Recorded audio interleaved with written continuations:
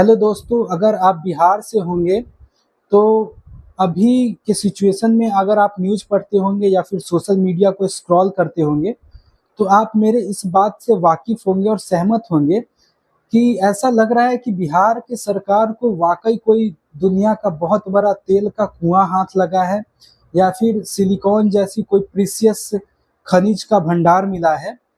जिस गति से ये बात मैं इसलिए बोल रहा हूँ क्योंकि जिस गति से फ्रीबीज अनाउंस हो रहे हैं, कैश अनाउंस हो रही है, सब्सिडी अनाउंसमेंट हो रहा है, 125 यूनिट बिजली मुफ्त, वृद्धाओं को, विधवाओं को पेंशन, 10,000 रुपए, 45 लाख महिलाओं को टैबलेट के लिए पैसा, जो बेरोजगार है उनके लिए 2 साल तक के लिए भत्ता। तो ये सब पैसा आएगा कहाँ से? कोई कुआं जरूर खुदा होगा जहां से ये सब पैसे आएंगे। और ये सब सिर्फ बिहार की सरकार नहीं कर रही है, अपोजिशन और रूलिंग गवर्नमेंट दोनों कर रही है। तो या तो बिहार की सरकार या फिर रूलिंग में अगर जो हमारे अभी प्रतिपक्ष के नेता हैं वो आएंगे तो ये पैसे कहाँ से देंगे? क्योंकि इन पैसों का जो बोझ है वो लगभग 33,000 करोड़ का बिहार के बजट पर पड़ रहा है।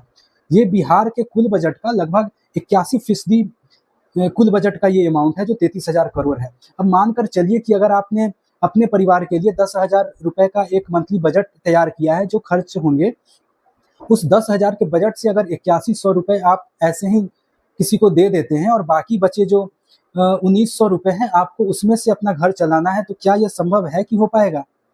बिल्कुल नहीं हो पाएगा। वही हाल बिहार का होने वाला है। बेसिक इंफ्रास्ट्रक्चर है, स्कूल्स हैं, हॉस्पिटल्स हैं, उन पर जो खर्च होगा, कैपिटल एक्सपेंडिचर होगा, वो सारा खर्च तो ऐसे लोगों को बाँट दिया जा रहा है। और ये सब क्यों हो रहा है? बस कुछ चुनावी फ़ायदों के लिए। ये शॉर्ट टर्म में जो फ़ायदा होगा, इससे लॉन्ग टर्म में बहुत बड़ा नुकसान बिहार को होने वाला है।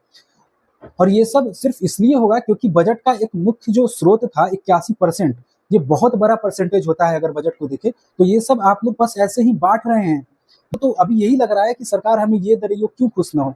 लेकिन इससे नुकसान होने वाला है। बिहार कभी भी आत्मनिर्भर नहीं बनने वाला है। कभी महाराष्ट्र या बैंगलोर जो है वो बिहार नहीं कहा पाएगा अगर इस तरीके से चलेगा तो। तो सोचना है, सरकार तो सोचेंगी नहीं, जनता अगर थोड़ा बहुत सोच ले, फ्री के पैसे और लास्ट मिनट में कुछ जो शराब की बिक्रियाँ होती है, बाँटे जाते हैं, उससे थोड़ा-सा अलग सोच ले, तो शायद बदलाव हो सकता है। जो लोग आपसे ये माँगने या देने आएँ, उनसे एक सवाल तो पूछिए कि आखिर ये पैसा आप लाएँगे क्या? कहाँ पे आपका रोड मैप क्या है इन सब पैसों को लेकर?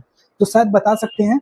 और मैं न्यूज़पेपर में ये पढ़ता था और बहुत बार सुन रहा था, मुझे लगा कि ये सब आखिर आएगा कैसे? बिहार अभी मानकर चलिए कि 4 लाख करोड़ के कर्ज में ऑलरेडी दबा हुआ है।